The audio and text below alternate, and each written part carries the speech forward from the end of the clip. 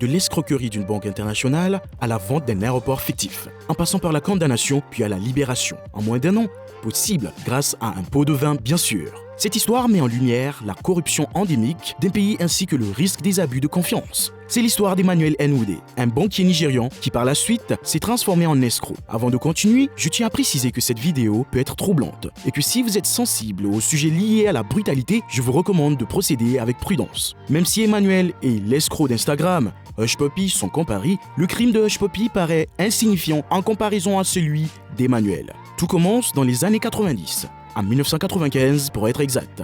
À cette époque, Internet est encore nouveau et en plein essor. Et les gens ne sont pas encore conscients des cyberarnaques. Emmanuel est le directeur de l'Union Bank of Nigeria et il adore l'argent. Son travail de banquier lui offre une connaissance approfondie et un accès à la documentation bancaire, aux emails et aux identifiants confidentiels qui lui permettra de facilement réaliser la 3e plus grande escroquerie de l'histoire bancaire. Les connaissances qu'Emmanuel a acquises au fil des ans en tant que banquier rendent l'escroquerie qu'il s'apprête à réaliser encore plus crédible. Les plans d'Emmanuel sont très simples. Il doit se faire passer pour quelqu'un d'autre pour réaliser une escroquerie élaborée dans une banque internationale brésilienne appelée Banco Noroeste. Emmanuel leur vend l'idée d'investir dans un aéroport fictif qui est censé être en construction dans la capitale du Nigeria, Abuja. À l'époque, Abuja est en essor et connaît une forte croissance, avec de nombreux projets de construction en cours. Emmanuel utilise ses connaissances et ses identifiants bancaires pour approcher le directeur de la Banco Noroeste, Nelson Sakaguchi, sous une nouvelle identité.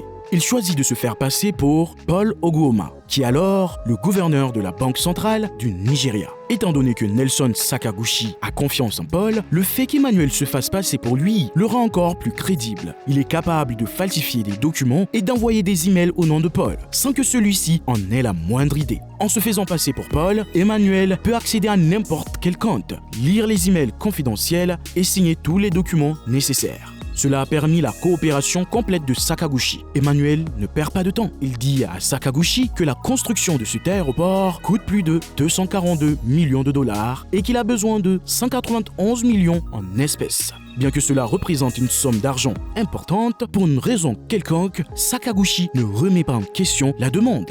Des paiements sont effectués à Emmanuel pendant 3 ans. Durant ce temps, Emmanuel achète tout ce qu'il veut, des propriétés, des terres et des voitures.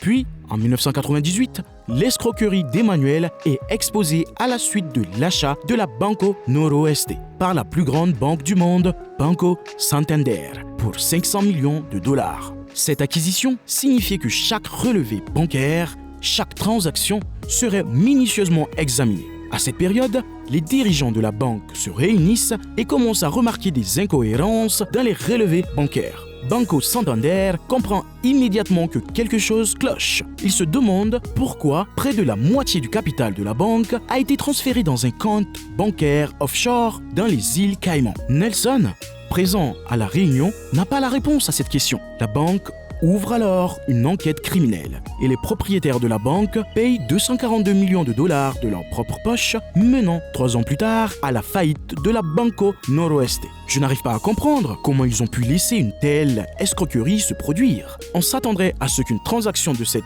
envergure, impliquant des millions de dollars, soit vérifiée par de nombreux avocats et professionnels, mais pour une raison quelconque, Nelson n'a jamais fait vérifier cette propriété. Pendant que Banco Noroeste s'effondre, Emmanuel profite de sa nouvelle richesse. Au Nigeria, les gens le félicitent et il se prélasse dans la gloire jusqu'en 2004, où on l'arrête pour une centaine de chefs d'accusation de fraude. En plus des chefs d'accusation de fraude, la cour ajoute un autre chef d'accusation de corruption. Car pendant ses audiences, Emmanuel tente de corrompre l'un des présidents de la commission avec 75 000 dollars. Emmanuel est condamné à une lourde peine de 25 ans de prison et a versé 10 millions de dollars à ses victimes.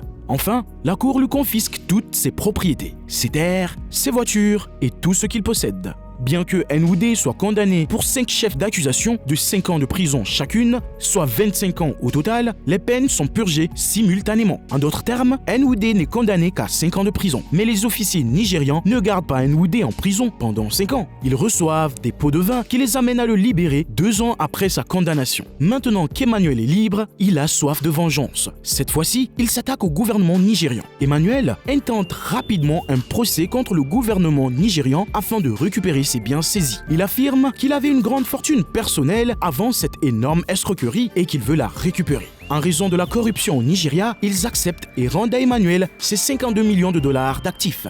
Mais Emmanuel n'en a pas fini. Cette fois, il est avide de sang. Durant l'été 2016, Emmanuel rassemble 200 hommes pour prendre d'assaut la ville voisine de Ukpo. Emmanuel veut une parcelle de terrain dans cette ville et les habitants ne sont pas prêts à la céder. Il prend donc d'assaut cette ville avec tous ses hommes, se débarrassant de 4 policiers et d'un agent de sécurité, Emmanuel Okafor. Après cette attaque dévastatrice, la police nigériane commence à enquêter sur ce qui s'est passé. Elle découvre que les 200 personnes qui avaient pris d'assaut la ville avaient des conflits sur les terres de Ukpo et la police identifie Emmanuel comme étant le meneur de ces 200 hommes. L'organisation de cette attaque avait été construite dans le Owell Inn à Agabana, qui appartenait à NOD, aujourd'hui chef de la communauté locale d'Agabana. Il est arrêté une fois de plus, mais cette fois-ci pour des motifs plus graves. NOD est placé en garde à vue pour 27 chefs d'accusation, d'élimination et de tentatives d'élimination. C'est là que les événements deviennent vraiment confus. Des journaux nigérians rapportent des informations selon lesquelles un autre homme riche et puissant du Nigeria aurait en fait soudoyé les responsables de l'Anambra pour qu'ils poursuivent et arrêtent NOD. Apparemment, d'autres charges ont été retenues contre lui, car on a découvert qu'il avait conspiré avec 2 autres personnes pour altérer l'une des propriétés que le tribunal lui avait initialement ordonné de céder à ses victimes en 2004. Grâce à ces découvertes, le 2 mars 2018, NOD est inculpé de 15 chefs d'accusation de falsification et de trafic de biens confisqués. NOD et son avocat plaident en faveur d'une libération sous caution, car NOD déclare qu'il se prépare à une opération sérieuse du cancer de la prostate plus tard dans le mois. Le juge en charge, la juge Dada, fait remarquer que, même s'il s'agissait d'une revendication sérieuse, le fait que NOD soit un escroc de longue date et qu'il n'a pas fourni de preuves qu'une opération contre le cancer était prévue lui inspirait quelques doutes. Ce qui est malheureux au Nigeria, c'est que si vous avez de l'argent et un statut social, il n'y a aucune limite à ce que vous pouvez faire. Vous pouvez cracher sur les lois ce qui craint. En d'autres termes, c'est l'argent qui dirige le pays. En raison du statut social et de la fortune d'Emmanuel, les habitants de l'État ne faisaient pas confiance au département de la police. Ils pensaient que le département de police libérerait Emmanuel et qu'il serait à nouveau un homme libre. Je ne connais ni l'État, ni la prison dans laquelle il se trouve. Il n'y a aucune information concrète en ligne. On dit qu'il est détenu dans la prison de Eku-Lobia, mais ce n'est pas confirmé. Tout ce que nous pouvons faire, c'est espérer que justice soit rendue. En même temps, la corruption nigériane sévit toujours, et qui sait si Emmanuel n'est pas en train de soudoyer la police. Je ne serais pas surpris qu'Emmanuel soit sorti de prison et profite de sa vie à Dubaï, au moment où nous parlons. Une ville qui a connu une ascension similaire à celle d'Emmanuel, de la pauvreté à la richesse. C'est une histoire qui raconte comment un village de pêcheurs dans le golfe Persique est devenu l'une des villes les plus glamour du monde, attirant les riches et les célébrités du monde entier. Mais maintenant, après des décennies de prospérité, l'économie de Dubaï est en grave danger et l'Émirat doit changer très rapidement pour survivre. Alors, quel est ce changement dont très peu de gens parlent? Rejoignez-nous pour explorer l'ascension et la chute de l'économie de Dubaï et découvrir le grand changement qui pourrait conduire à sa chute.